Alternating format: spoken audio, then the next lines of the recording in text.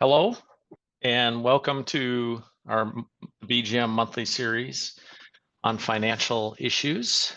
My name is Jon Meyer, and today I'm going to talk to you about how to optimize your Social Security benefits. As we go through, as we have in every other scenario that we've done, if you have questions, there is a Q&A box at the bottom of your screen. Feel free to drop a question in there. I have a box up on a screen here. I'll watch, and if there's anything that you need, be happy to try to answer it. As I've said in the past, however, keep in mind that our presentation today is basically going to be general in nature, so there isn't any specifics that might be specific to your situation. You should consult with a financial advisor or some other financial professional. With that, I'd like to get started. And today, as a reminder, BGM, I represent the Wealth Management Division, but BGM as a whole has a lot of other services. Our job is to take any question someone asks and try to answer it. So if you do have questions around this or any other topics, feel free to check in on any of these issues. With that, I'm going to get started. Today's agenda is going to be somewhat quick. I'm going to keep moving because this topic can get a little thick if you spend too much time on any one thing. We'll spend a little bit of time on where Social Security stands today to try to answer the question of when it'll run out, because I think the biggest fear sometimes in the headlines is it's going to run out. Secondly, we'll spend time then on what are some reasons you might want to delay benefits versus taking them right away. The third is what kind of benefits are there for spouses? And then in the fourth scenario, we're going to talk a little bit about some of the different strategies, and particularly around what happens when when one spouse passes away and the other one is looking at whether or not they should claim benefits. So we'll spend more time on some of these different topics as we go through. And as I said, feel free to drop questions in the box. All the examples I'm sharing here are hypothetical, but if you want more detail, ssa.gov is a great website to answer specific questions about Social Security. They do a great job. So feel free to check out that site as well. So let's jump into the first nuts and bolts of will Social Security actually be there when you get to the right age. I want to start with just a big 30,000 foot point of view. From the 30,000 foot point of view, the reality is that Social Security really has several sources. The first one is the biggest, which is the actual Social Security tax everyone pays on their income. The second one is interest, though, on the actual trust fund assets. So there's a surplus that's been built up over many, many decades, and the interest that is earned on that does provide some income. And then finally, there's actual taxes that are on benefits. So I think some people go into retirement thinking, well, I don't have to pay taxes on Social Security because that's money I was taxed on way back when. That's not the answer. You still do pay taxes on Social Security. As we go forward, the one thing I want to just keep in mind is what people pay taxes on. From the standpoint of where people are paying this Social Security tax, you have to really break it up into a couple different components. When you pay Social Security tax, what people kind of forget is some of that goes to Social Security, but some of it goes to Medicare. 6.2% goes to Social Security, 1.45% to Medicare. And that's we always say roughly 7.5%. That's where we get that number. Then the employer pays an equal amount. So if you think about this, if you're both the employee and the employer, for those of us that own our own business, then this is where we come to this total tax of about 15.3%. Of that, 12.4% to Social Security, 2.9% goes on to Medicare. So if you look at it from that perspective, it does help understand a little bit more how we're funding this. In 2024, that Social Security piece of the puzzle, the 12.4, is subject to the first 168,600 in income. Beyond that amount, you don't pay any Social Security tax, but you do pay Medicare tax. Now, when we look back to 2023, because that's when we have the most recent numbers, it is interesting to see that the deficit, what's going into Social Security funds versus what's going out, was about roughly 0.2 trillion. And so from our standpoint, we see that and say, okay, Social Security is starting to peak out and starting to go the other direction. Now we're starting to see a deficit. My third bullet point here is simply, or sorry, fourth bullet point is simply that the surplus is invested in US government securities. It's not really the same thing as treasuries. They're kind of considered a special type of bond, but in essence, similar. And they earn interest that go back into the trust fund, which is what I mentioned on that first slide. When you look at it, though, this is about where we're starting to get, where we're starting to peak out right here. And the peak really occurred right before COVID. And then now we're starting to swing down a little bit. And this is just a projection of where things go so that you can see that somewhere out here in around 2035, we probably run out of trust funds. Now, the thought that we hear sometimes is, well, Social Security is going to go broke and I'm going to get nothing. But this does not mean you get nothing. This simply means this surplus is gone. But if you remember that first slide, I said that a big chunk of the funding comes from ongoing workers paying Social Security tax.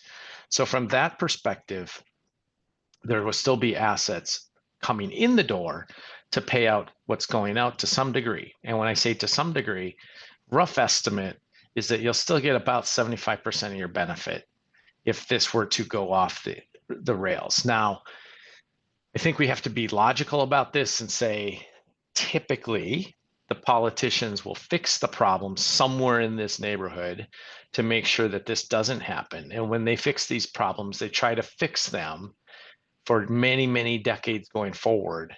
The last fix was done several decades ago. And so that's, we're starting to see it start to peter back out. So we have to deal with that. Now, what could some of the fixes be? From the standpoint of Social Security itself, in order to restore solvency, they could increase that maximum earnings from 168 to some other number. So instead of 168,000, they could raise it, but they could also just take that cap off and say Social Security tax is going to be paid on all dollars earned. That is a way to start fixing this problem. So if you think about it, it's a tax increase for people on the high end. Second way to do it is to raise the normal retirement age. Currently, for people born in 1960 or later, the top age is 67. That's the year you can get full retirement benefits. For some people on this call, maybe if you're in your 80s, you were in that 65 zone, but now it's up to 67. They could raise that, and they could say, well, we're going to say now the new full retirement age is 70 or something like that. That would help. The third thing they could do is just lower benefits for future retirees. That's probably less politically palpable, but you never know. The fourth option would be just to reduce the cost of living adjustments. Again, probably a little harder to do sometimes, just politically. And then fifth would be to privatize it. We've had this discussion, if you remember, way back when in many decades ago when we talked about privatizing Social Security and investing it in the stock market. That did not go well. And so I think politically that one's probably not as feasible. So my guess is one of the first two are the options on the table or a combination of both. Now, as I get into what Social Security benefits look like and when to take them and that kind of stuff, you have to start thinking about it from the perspective of when is your full retirement age? So I'm going to throw out different dates, but here's kind of what you want to think about. Full retirement age is when do you get your maximum, or not your maximum, when do you get your retirement benefit promised to you? That's your full retirement age. If you take them earlier than that, you can take them as early as age 62. And if you take it later than that, you can go as late as age 70. But full retirement age is when you get what was promised. And I'll get into a little bit more in a second. But in essence, right now, full retirement age for a lot of people is around the 66 and 8 months. And for some of us, like me, who was born after 1960, I'm at 67. So you have to start thinking about where you're at on this time frame. Now, one of the things that you have to think about is, do I want to delay benefits? Because you could take it now, or you could take it at as early as 62 or as late as 70. So when we look at it, 66 and 8 months is, if we call that full retirement age for a lot of people right now, they would get 100% of their what we call PIA, primary insurance amount. I'm not going to get into why all these things are called the way they are, but that's your full retirement age amount. Okay. At that age, you get 100% of what's been promised to you. Today, the maximum payable under Social Security in 2024 is this $3,822 per month. Now, if you didn't get cost of living increases, so this column shows you without cost of living increases, this is how much it goes up for every year you wait past that.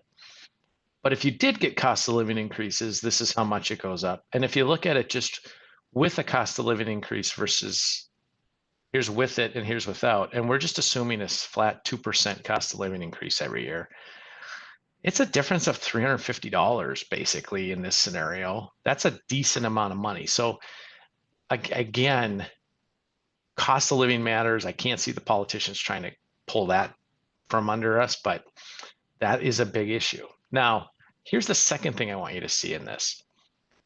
If you delay benefits, basically by delaying them from age 66.8 down to 67, then to 68, then to 69, what you start seeing is you get about an 8.5% return. I'm sorry, 8.5. You get an 8% return for every year you delay, because it's going to give you 8% higher benefit for delaying. And if you go backwards towards 62, you're getting about a 6.5% reduction in benefit for every year you go early. So this is a kind of a big deal, because if you think about it just from a rate of return perspective, how many investments can you say I'm guaranteed an 8% rate of return? Not many. So waiting sometimes makes sense from that perspective. Now, the reason not to wait, of course, is if you have a health issue. And if you have a health issue, this is a whole different game. This turns into a lot of strategic planning on our part, usually, to help people figure out when they should take benefits, when they should delay, that kind of stuff. Sometimes it comes down to what is the assumed break-even point. In this scenario, I know I got a bunch of lines here, but let's talk through this. The light gray line would be if you started benefits at age 62. The gold line is if you start benefits at this current standard 66 and 8 months. And then the blue line is let's start benefits at age 70. In these cases, the question becomes, if I start early or late, I'm going to get more or less benefit. At what point do I break even where I got about the same amount as if I had just simply started at full retirement age? Okay. And if you look at it from this perspective, by taking it early compared to waiting until full retirement age, which is that 66 and 8 months, you basically don't break even till 76 and a half years old, which is right around here somewhere. That's about where they intersect. Taking it early versus age 70, it's about a 78-year-old perspective. And in this case, instead of taking it at full retirement age, you wait till 70. After about 81 years old is when you start to break even, which is way out here. Now, when I say break even, what that simply means is that after that point, you will have received more benefits by delaying these things. So it becomes a game of your health. If you think you're in a healthy mode and you think you're going to live a long time, delaying makes more sense, because we see these break-even periods here, and we look at it and say, if you're going to basically live past roughly age 80, it oftentimes makes sense to delay because you're going to get more benefit. The other thing about this that's interesting is Your spouse, if you pass away and you're the higher benefit earner, your spouse can then flip over to your higher benefit for the rest of their lives. So sometimes delaying is not just about you, it's about your spouse and larger family planning issues. So this is something we focus in on with clients to make sure they understand where the break even is and whether or not they should be concerned or not concerned about that. Now let's talk about spousal benefits, because really this gets into where a lot of people are at, which is what happens if I'm married and something happens, or what happens if I get divorced and something, how do I claim then? So let's talk about what spousal benefits are. Basically, this goes way, way back. What the government figured out is that you're going to potentially have households where one person works and one person doesn't, or one person just isn't earning as much in general for whatever reason. And they wanted to take away some of this disincentive. So what they did is the Social Security rules were put in place to basically say a spouse can receive their own benefit, and a spouse can be either person, male or female, or doesn't matter, get their own benefit, or 50% of their spouse's benefit. So if someone didn't work, their own benefit might not be a lot. So then they can collect half of their spouse's benefit of the worker. But same thing can occur where they both worked and one of them just has slightly higher amount or for whatever reason. So this rule kicks in. And by the way, this rule is an automatic rule. When you apply for benefits, Social Security will simply tell you, here's what you qualify for based on the rule. They don't give you a choice. Going back years and years and years ago, you had a choice. That's no longer the case. The rule just kicks in. So whichever is the higher amount is what you're going to get. Now, if you think about it, the spousal benefit rule basically says that the primary worker has to apply for benefits. So if you think about this, if your spouse applies and you didn't, and you're the higher earner, they're not going to get 50% of yours because you haven't applied yet. So you're considered the primary worker in that scenario. So keep that in mind. Secondly, the spouse must be at least 62 for the reduced benefit or full retirement age for the full benefit. Same rules as anywhere else. Can't take Social Security before age 62. So there's the answer. And then finally, there's delayed credits. So that point I was talking about where you can earn 8% more for delaying after your full retirement age until age 70, that does not apply on spousal benefits. So if you're going to get 50% of your spouse's benefits, it's 50% of where it was when they were full retirement age. So keep that in mind. And what happens if you get divorced? Divorce confuses people sometimes because they think that in general, they have to be cautious about what happens with their Social Security in case a former spouse finds out what's going on. And the answer is it doesn't matter. With divorce spouse rules, basically, you can apply for 50% of your spouse's benefit, basically, or your ex-spouse's benefit, as long as these different rules apply. And one of them, the main ones is, were you married at least 10 years? As long as that applies, that's a big one, okay? Second thing to note, though, is that the person receiving that divorce spouse benefit must currently be unmarried. So if someone remarries, they will forego this opportunity. Keep that in mind. Third, more than one ex-spouse can receive benefits on that same worker's record. So if someone were remarried 2 or 3 times, but each marriage lasted at least 10 years, there's a potential that there could be a few ex-spouses claiming on that record. It goes into some of the other points, though, I want to make. First off, benefits paid to ex-spouses don't affect the benefits paid to the primary person, okay? So there is no offset here that says that person's going to lose. It's only that everyone kind of wins, okay? Secondly, the worker, in this case, the primary benefit person, is not notified an ex-spouse applied. This gets into the privacy question. I get this question a lot. Like, I don't want them to know that I'm doing this, and they won't know. The other thing to consider, though, is that divorced spouse benefits stop if you remarry. I mentioned it up here, but if you remarry after you've started them, they also stop. And then finally, you can receive survivor benefits after age 60 if the marriage were to end. So this gets into a different issue, and we're going to jump into survivor benefits next. So when we talk about survivor benefits, what I'm simply talking about is husband and wife, and someone dies. And so when that happens, how do you still look at Social Security? And there's a bunch of what I would say mitigating factors that you're going to want to focus in on. Let's talk about survivor planning. And we're going to approach it from two different angles. The first angle is when the survivor benefit, so whoever died, this sounds weird, but the person that died is really called the survivor benefit. When the survivor benefit is higher than the earned benefit, so this person's still alive.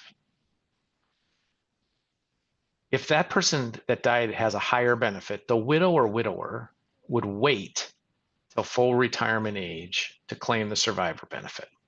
Okay.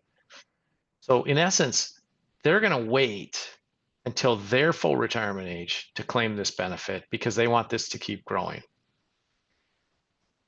In general, you want to resist this idea of taking it at age 60. So you can take survivor benefits as early as age 60. It's the only, one of the only rules that allows you to take it prior to 62.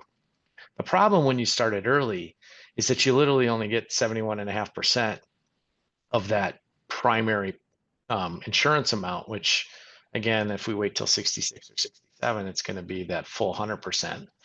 So from the standpoint of taking it early, this does affect you, somewhat negatively.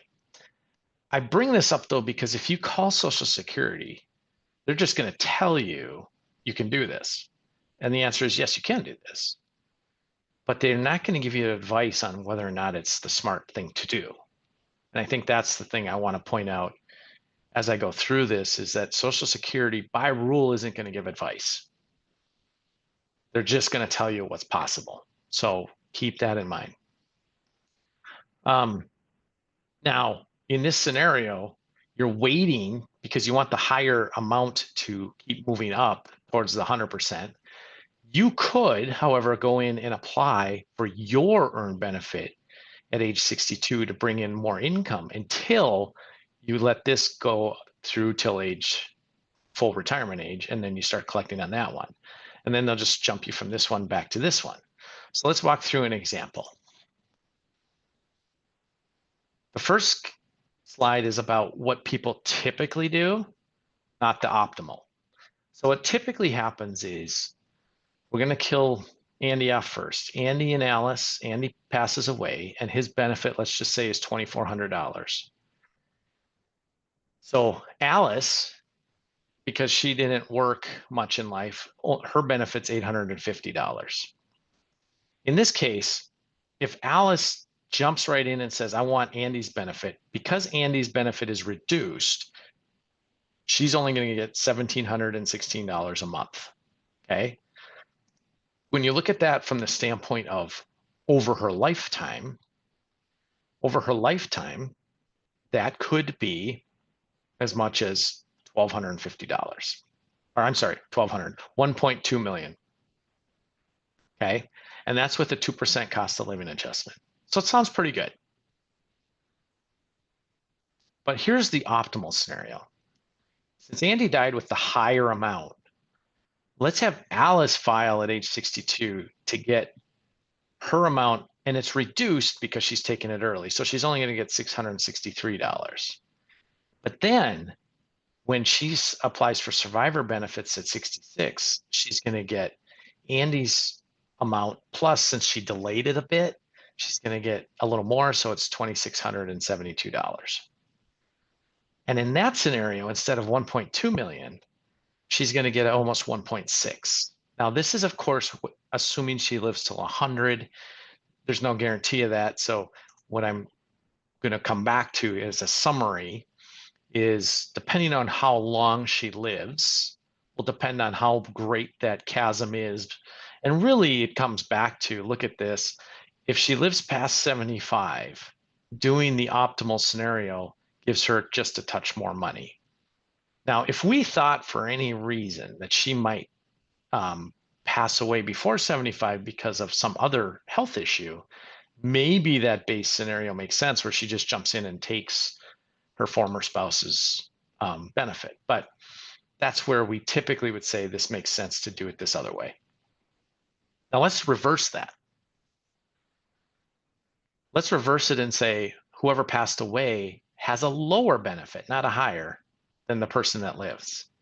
So in this case, we want that higher earning person who's still working to actually jump in and take the lower benefit right away at age 60, and then let theirs grow until 70.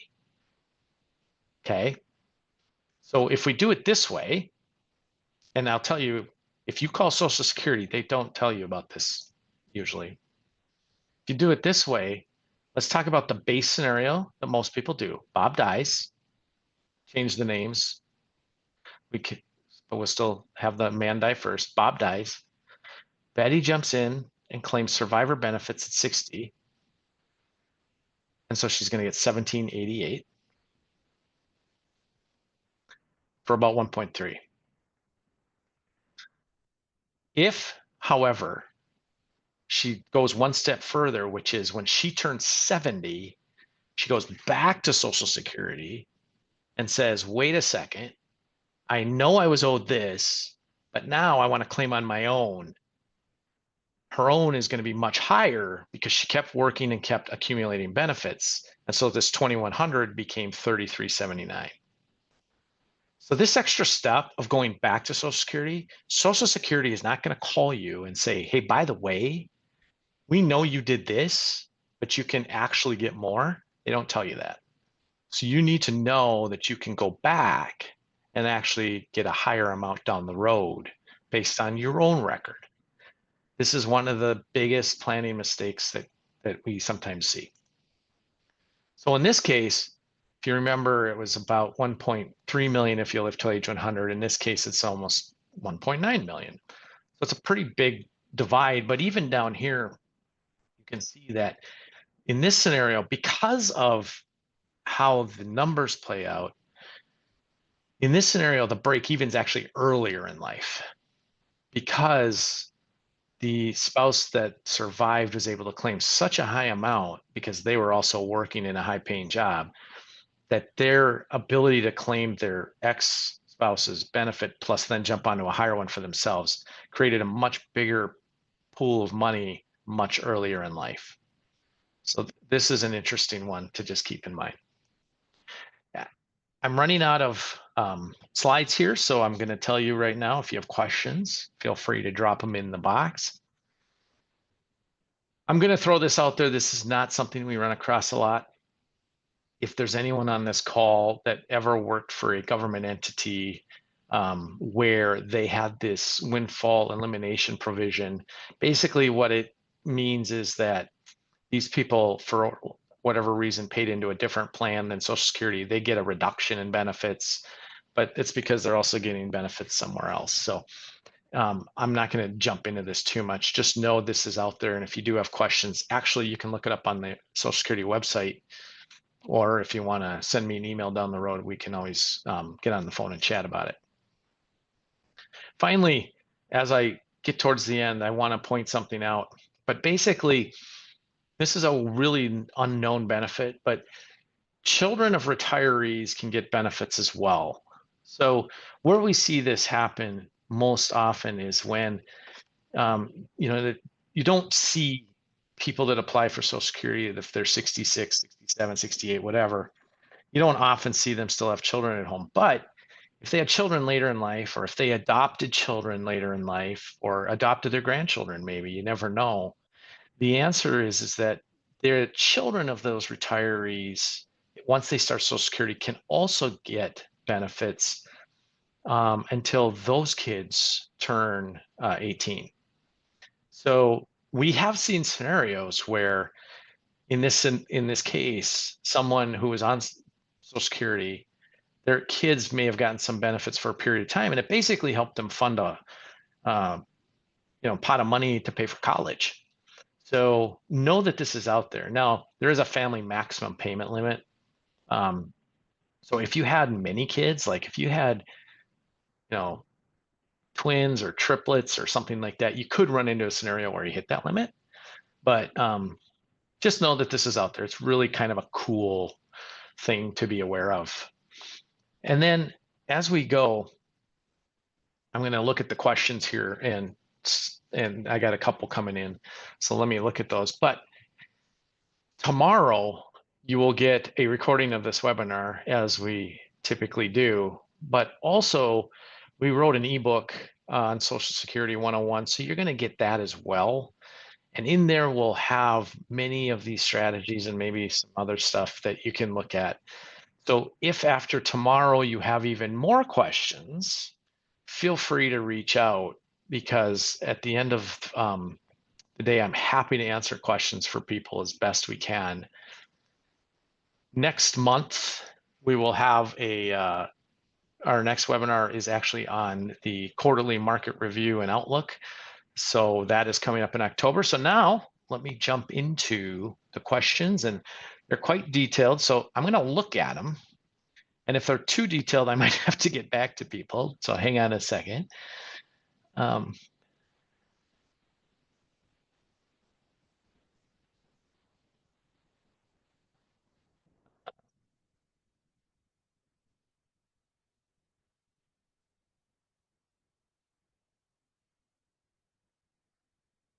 Okay. So these are very detailed questions that go to specific planning scenarios for these individuals. So I'm not going to get into detailed answers, because I would be jumping into some planning advice.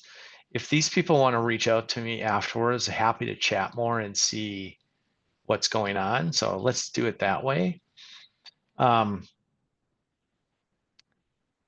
Because I think we're starting to get into too many details about people's personal lives. So sorry about that, but please reach out. And I say that because one of them is anonymous and I really don't know who they are. So feel free to reach out and I'll be happy to talk more. With that, I want to thank everyone for attending today. It's been fun to do these throughout the year. We'll continue into 2025. We've got some new ideas for next year. Hopefully I'll see you next month on our next topic, which is the quarterly market update. So with that, have a fantastic rest of your day. Bye-bye.